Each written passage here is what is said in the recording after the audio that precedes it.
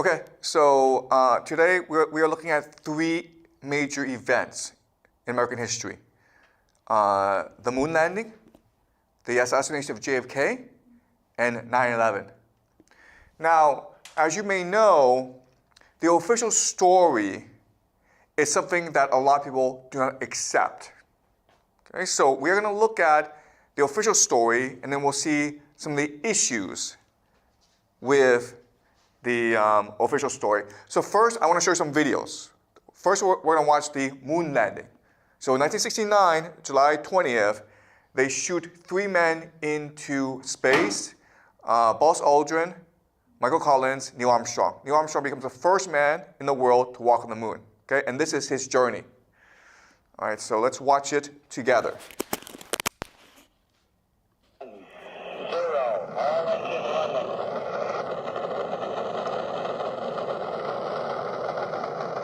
What you will see is that it takes a lot of thrust to get the man into space.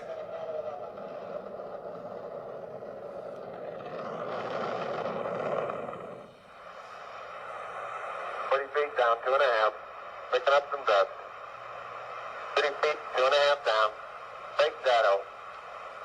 4 forward, drift into the right a little. This is considered the greatest achievement in human history. It took years and years of hard work involving 400,000 people all working for NASA to accomplish this perfect landing on the moon. We're breathing again. Thanks a lot. Okay, Neil, we can see you coming down the ladder now. I'm at the foot of the ladder. The 11-foot beds are only... What is amazing is that this is being broadcast live from the moon back to NASA. So their technology back then is far superior to our technology today. 12 steps per man. 1 diaphragm per mankind. Tony, this is so great you can't believe it. I believe it, Charlie. It's raining, Johnny. Look at it go, would you, Charlie? You got all your steering to get straight. Oh, this is going to be some kind of different ride.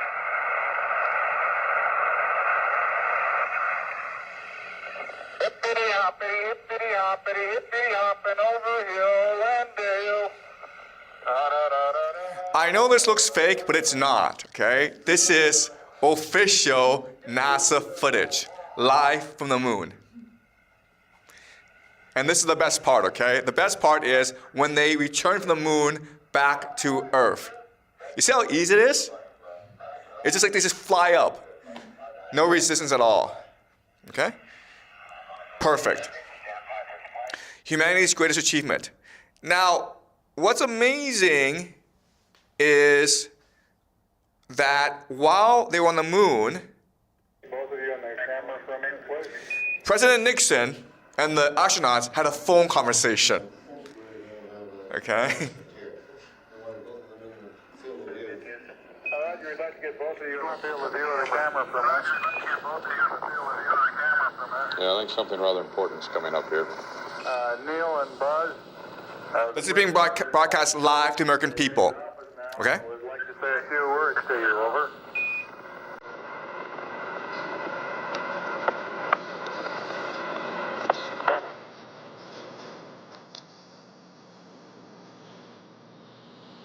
Hello, Neil and Buzz. I'm talking to you by telephone from the Oval of the Netherlands. And this certainly has to be the most historic telephone call ever made from the White House. I just can't tell you how proud we all are of what you have done.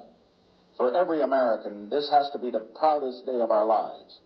And for people all over the world, I am sure that they too join with Americans in recognizing what an immense feat this is. Because of what you have done, the heavens have become a part of man's world. Okay? The heavens have become part of man's world, right? Remember how last class we talked about how they wanted to bring the heavens down to earth. Okay, this is the idea of inversion. Okay? But do you see how amazing it is that they were able to have this seamless phone conversation? Okay? Now, they go to the moon, and you would think that they would come back, and they're heroes, right? Imagine if the school took you all on a trip to Mount Everest. You spend 6 months climbing the world's tallest mountain. You come back, and you feel amazing, right? You feel on top of the world. You're ecstatic. You want the whole world to know about it. Well, they should be feeling the same thing, right? Okay, here's a press conference after the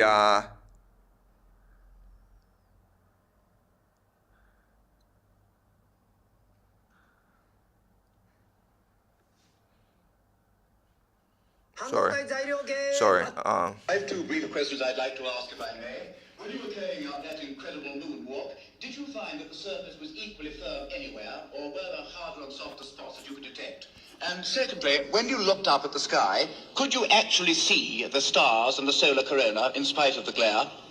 We were never able to see stars from the lunar surface or on the daylight side of the moon by eye without looking through the optics. I don't recall during the period of time that we were photographing the solar corona what stars we could see. I don't remember seeing any. I don't remember seeing any stars. He doesn't remember anything, okay? Did you see how nervous they are? It's very strange. All right? And that's why, even today, there are a lot of people who do not believe the moon landing happened. Okay, so we'll go over the theories as to why later on. But now let's switch focus and let's look at 9/11. All right, so this is the buildings coming down on 9/11. Watch how they come down. It's very strange. The North Tower came crashing down.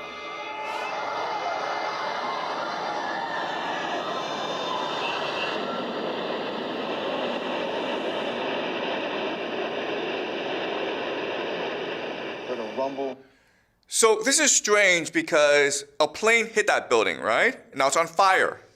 It's very strange that the building could come straight down like that. It's almost like a demolition. I'm not saying it's a demolition, but it looks kind of strange. Okay? What's even stranger is that there were two planes that hit the Twin Towers that day, but there were three buildings which came down.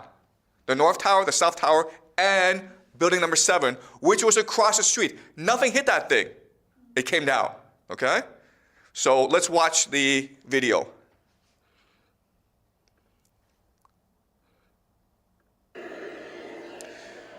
It's on fire, okay? But whoa, it's kind of strange. Comes straight down. Nothing hit that, a plane did not hit this thing, okay? And then, of course, there's another video that's kind of strange, which is the President of the United States, George W. Bush, during the attacks. He's President of the United States, he's sitting in a classroom watching a teacher teach. That's kind of strange, guys. He's kind of busy, right? He's spending the entire morning while the attacks are happening, just watching the class being taught. His positioning is weird because if you are a president, you should be behind. This is his assistant telling him there's an attack. Why is he being rushed out of that room and being put in a safe place, right? Okay? He's just sitting there. America's being attacked and he's just sitting around with kids.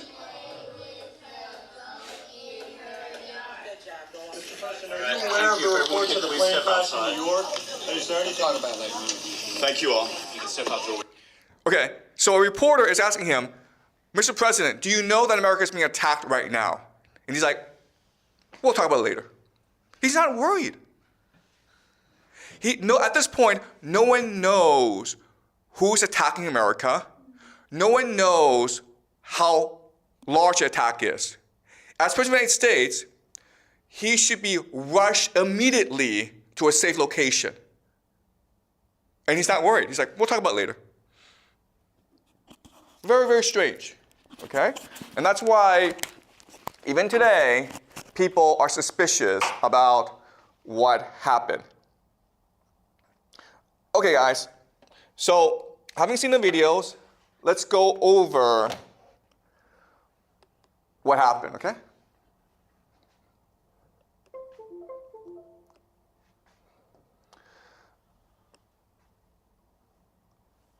Okay. So, let's talk about the JFK assassination. On November 22nd, 1963, JFK was assassinated. And Lyndon B. Johnson, new president, he organizes a commission called the Warren Commission to investigate what happened. And they produce this huge, huge report, thousands of pages. And the report says that only one person was involved, Lee Harvey Oswald. And he was able to kill the President of the United States because of his communist sympathies. And that's it, okay? There are certain problems, though, okay? So this is the President of the United States, and he's in Dallas touring Dallas.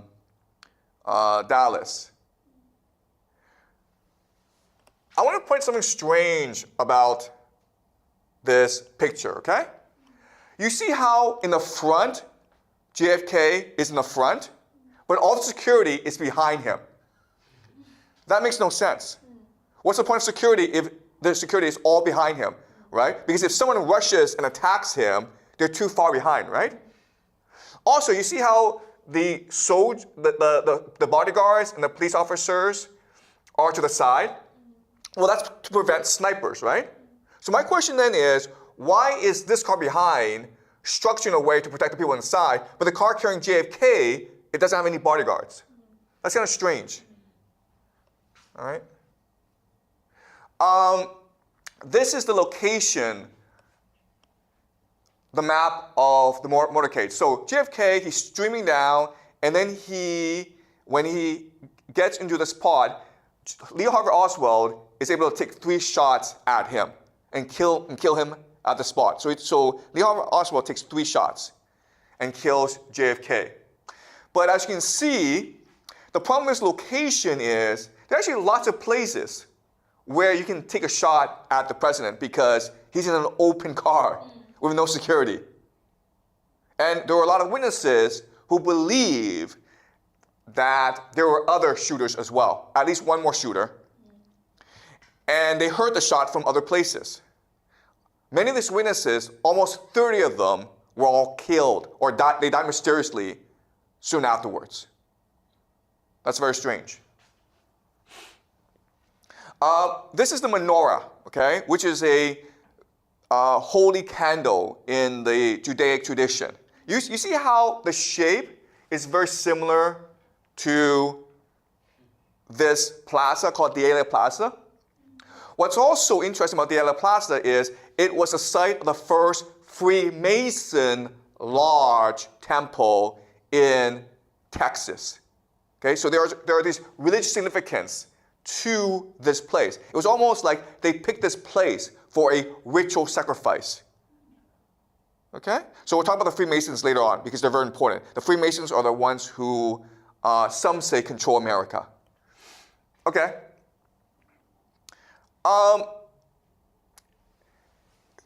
Lee Harvey Oswald fired 3 bullets.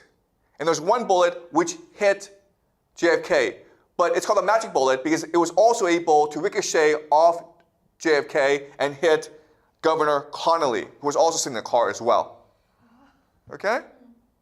So they insisted that there was only one shooter. He fired 3 shots, and 1 bullet was able to injure everyone because the bullet was a magic bullet. That was in the official Warren Commission. Okay? So Lee Harvey Oswald, he's been arrested and he's been charged with killing the president. This is Lee Harvey Oswald, when he's going to court, he is ambushed by a man named Jack Ruby. You see how close Jack Ruby gets and shoots Lee Harvey Oswald point blank. Okay? Now, this is a strange picture because, first of all, how did Jack Ruby get so close? There was no security. Second of all, you see how Lee Harvey Oswald, he's being held in place by 2 police officers who are much bigger than him, right? So it's very hard for Oswald to dodge the bullet, okay? That's number 2. Number 3 is, you see his reaction. He is a trained police officer, and he looks scared. He looks confused. If you are a police officer and someone comes at you menacingly, right? You know to push him away or draw out your gun. But you see how he just freezes. That goes against his training. That's very strange. Okay? I'm not saying that this is a conspiracy, but I'm just saying how this doesn't really add up. There are lots of questions that are raised by this. Also, JFK has a brother, Robert F. Kennedy. And in 1968, Robert F. Kennedy runs for president, and it seems as though he's about to win the Democratic nomination. And then he gets killed too. And again, the question is, how did this happen?